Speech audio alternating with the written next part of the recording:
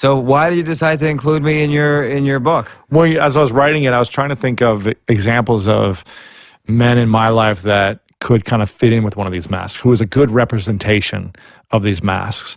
So here's the thing, if we can, as opposed to feeling horrible inside, as opposed to saying that mask is on our face and it's a part of us, instead of saying, oh, they don't think I'm good enough, what you could do is take that mask to the side and say, they don't think that mask is good enough right now.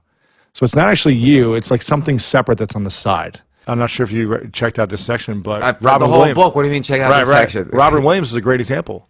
You know, one of the greatest comedians of all time, right? Who took his own life. And I can only imagine that, again, every probably interaction he had, people were expecting him to make them laugh, to like perform, to give a joke, to like constantly make them laugh. And I can only imagine, like, who he really was probably the character in Good Will Hunting, which was the greatest performance he gave out of all of his performances, in my opinion.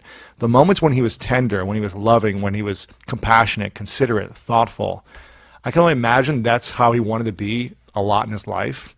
But he's probably never able to because people wanted to accept him for being the funny guy. And so when he would open up, I bet they were like, where's the funny guy? You know, where's the guy that makes us laugh? And so he just wanted to fit in. I mean, it's interesting, like, using him as an example, but so I mean, a lot of comedians come from horrible backgrounds and are currently depressed, and often one theory of comedy is a way of taking pain and converting it through comedy into a safe way to make art.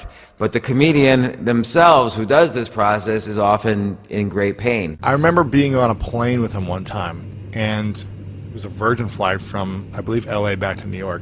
Or it might have been New York to LA, and he was sitting right there in the front row, and I was like, oh shoot, that's Robin Williams. I was like, wow. And there was a woman sitting next to him that he didn't know. I could tell it was just like another passenger, and already he was like doing like a whole performance for her and like telling stories and stuff like that, and I'm like, this guy probably never can shut off because everyone wants to ask him a question or say something about Mrs. Doubtfire or the genie or whatever it is. You know, it's like, when does he get to just drop his mask and be vulnerable and just be himself? You know, whether that's vulnerable or just like chill, you know, it doesn't have to be like constantly crying or vulnerable and open, but how can you just fully be who you want to be at all times and feel accepted for that? That's the challenge.